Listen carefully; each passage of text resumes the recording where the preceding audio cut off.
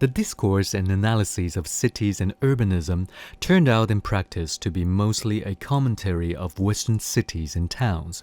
The discussion of Asian cities became difficult to fit into this genealogy of collective ethos.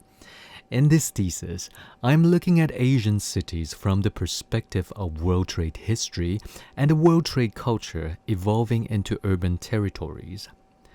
During the 17th century, a series of trade towns emerged under the technology of mercantilism. This technology intensified the role of trade partners and trade ports as it focused on wealth in the discourse of exchange.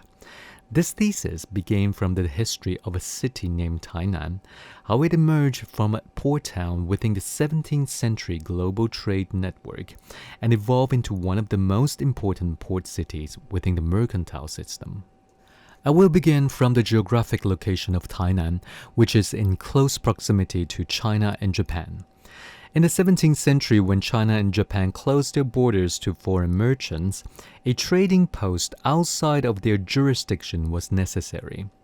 Tainan also provided a good vantage point for battle strategies to gain trade territories for the Dutch East India Company. The second important factor for the establishment of this trading post is production. Tainan is located on a subtropical region and provided an ideal weather for sugarcane plantation. But the Aboriginal population were mostly hunters, so the Dutch East India Company used the local population to hunt for deer skin and imported farmers from China. Within 2 decades of their occupation, they imported nearly 60,000 labor for farming and sugar production. By securing a workforce and trading position, Tainan became a self-sufficient territory. It became one of the most profitable trading posts for the Dutch East India Company, providing the highest quality and quantity of sugar sold to Europe. It was also the most important entrepot for the Far East trade between Japan, China, Indonesian archipelagos, and Europe.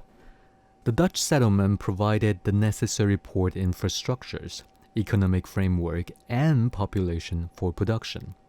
This provided a trade capacity within the global maritime trade system to allow Tainan for its urbanization progress in the following centuries. Apart from Tainan, a chain of trading ports established by European forces during the 17th century created a comprehensive mercantile system for the intra-Asia trade. For example, cotton fabric from India and spices from the East Indies would arrive in Tainan to trade, and then along with sugar and deerskin from Tainan, depart for Japan. The deerskin was used to make high-quality samurai armors. And then from Japan, they would trade for lacquerware and silver, use them to trade with China for silk and porcelain. The accumulated goods from Japan and China would then be collected again in Tainan, shipped toward Jakarta while collecting incense from Vietnam, tea and spices from Malacca. When all the merchandise arrived in Jakarta, the shipment would then depart for the long-distance voyage toward Europe. The increasing trade activities encourage establishment of more trading towns, and more of these trading nodes also means higher profits. The Dutch East India Company became the largest trading empire with a production line that granted monopoly of certain merchandise. This economic web supported the urbanization of these trading ports, allowing them to evolve into the cities we see today. I would like to also point out the importance of the agents in the establishment of trade networks and urbanization process. I have mentioned many times about the Dutch East India Company, which was a very important agent but not the sole agent contributing to these factors. The 17th century was a very particular time when China, Japan, and Korea closed their borders to maritime trade due to fear of foreign influences and coastal raids. But trade activities were still dynamic, and it was through agents of highly established maritime forces. These agents were royal representatives, at the same time seen as pirates to another empire. They were most likely to have multilingual talents and mercantile intellect, traveling in and out of legal boundaries, acting as mediators of trade and political situations. Very often they had their own fleets of navy and controlled different parts of ocean territories. The word pirate was particularly interesting in the 17th century context, because many of these European forces, although they were royal merchants representing their countries, in a lot of Asian historical recording they were not very welcomed and often seen as pirates. So the naval forces, both European and the existing Asian fleets, were critical figures for the urbanization process. In the case of Tainan, for example, the success of its establishment was due to one of the most well-known pirates in Asia at the time. He had a talent to speak Dutch, Spanish, Portuguese, Japanese, Mandarin, and several dialects of the Chinese language. He was also recognized by different names in different regions: Nicolas Gaspard in Manila, Iquan in Europe, or Zheng Zhilong in China. At the same time, he had in possession one of the largest and most powerful naval fleets in Asia, enabling him to operate between Japan, China, East Indies, and the Philippines. He helped the Dutch East India Company to gain access of merchandise from China and Japan, and also negotiated for the establishment of Tainan and Dejima. Those two cities were the most important trading ports for China and Japan during the era of closed border policy. These existing Asian naval forces were often stateless and were required to travel in between borders. At the same time, the newly arrived European forces were seeking a territory of production and trade rights. Both sides required a solidification of their powers, an escape from the fluidity of their territories and economic uncertainties. So the best solution was to obtain a land and establish trading towns outside of the existing empire's jurisdictions. The Dutch East India Company established a pre-modern model of global economic system and established a circulation network of luxury merchandise. It also sparked an influential school of economic thinking, which later theorized by the English and French as mercantilism and Colbertism. The general rule of mercantilist trade is simple: prohibiting the trade of basic essentials such as grains, use low-priced, non-essential items to make luxury items, and sell them to other countries. Merchandise such as silk, porcelain, and sugar all fit into these descriptions. And what mercantilism created was changing the idea of wealth by its representation, so it no longer means that one is wealthy by hoarding as many precious items, but how those items represent in circulation. If something could be circulated across the world, it was more valuable. Mercantilism was also a crucial role in the monetary reform, that the amount of metal in the coins no longer applied to its value. In order for a piece of metal or paper to be circulated, it must be minted as representation of official currency.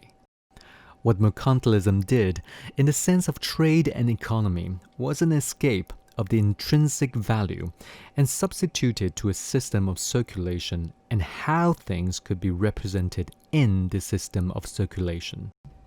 If we place mercantilism within the context of urbanization, we see cities not by structures, but by network of different spaces generating circulation. Cities like Tainan, birthed around 17th century, in a time of mercantile system, it was because of the circulation of trade that defined and created these cities, and not by edifice serving sovereign and piety. The current discourse of urbanism is then a confined definition that should be revisited. The role of a city is within the global system, as a node of circulation, as a port to the network of wealth, of knowledge, of politics, of culture. And this network creates desire. Allow me to borrow from Foucault's idea.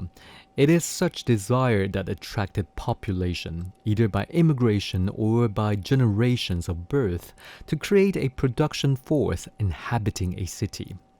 If we visualize this system of circulation in an analogous manner to a naval map of the 17th century, we find similar characteristics that this system has a directionality, is constantly moving, and it joins the nodes of the circulation routes generated culture, generated population, generated cities.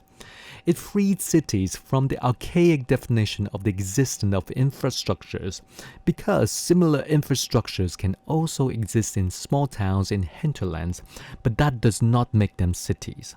It freed cities from being merely an agglomeration of population because if we see the population of a contemporary town, for example, it can be comparable to a large ancient city on the Silk Road.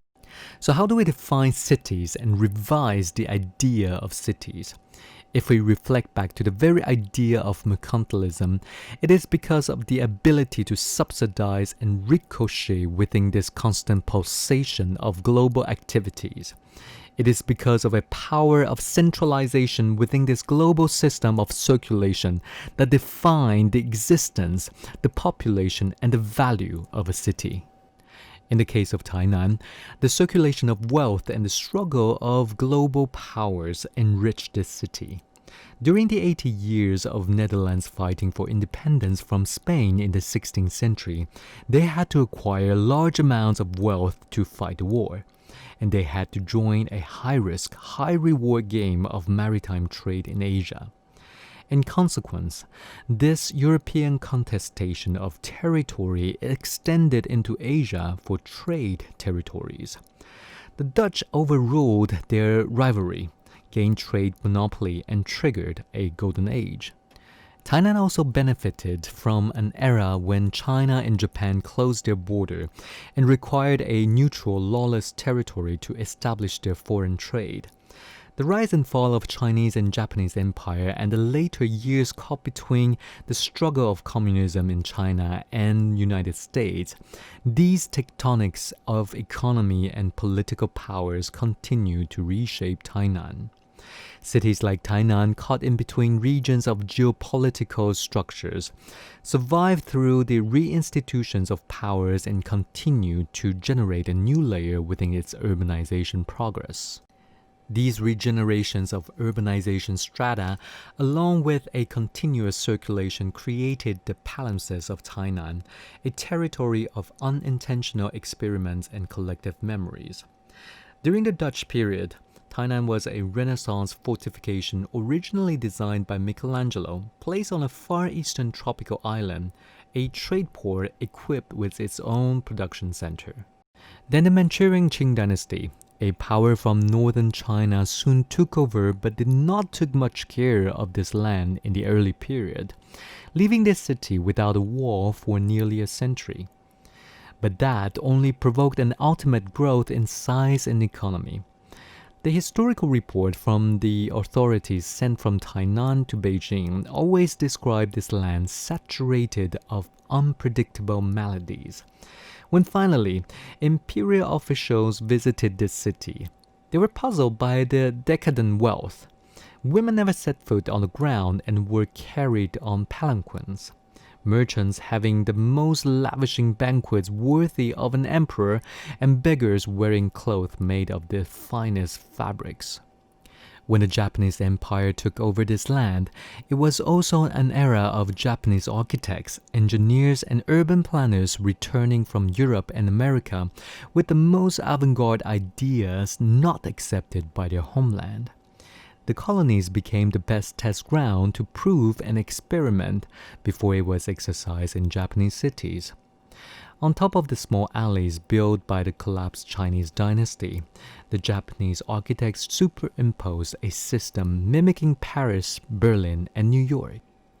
And after the Second World War, the urbanization of Tainan shifted to a hybrid of modern Chinese and American system.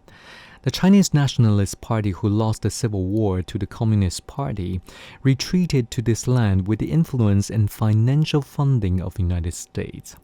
Tainan was again reformed into a city of Chinese dream under an American framework.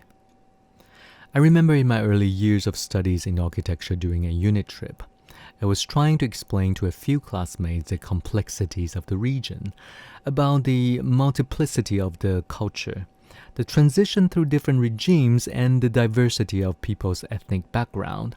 I said genealogists studied on Taiwanese population of the past 400 years and found most families consisting possible members of Chinese, Japanese, Spanish, Dutch, and Aboriginal background. That finding contradicted with the taught history provided by the government. It means that the majority of the population, including myself, would very likely to be part Taiwanese, part Chinese, part Japanese, part Dutch, and so on.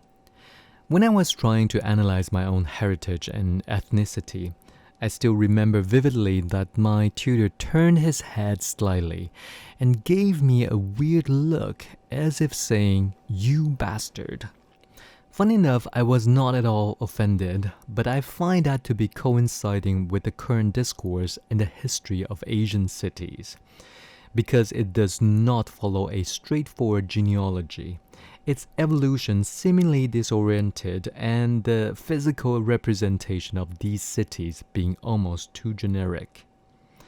But what I'm trying to find here is a different method of discussing urbanism, a different perspective to understand the strata of urban history, and to create a discourse on how the development of a territory responds to the constant pulsation with the world's events.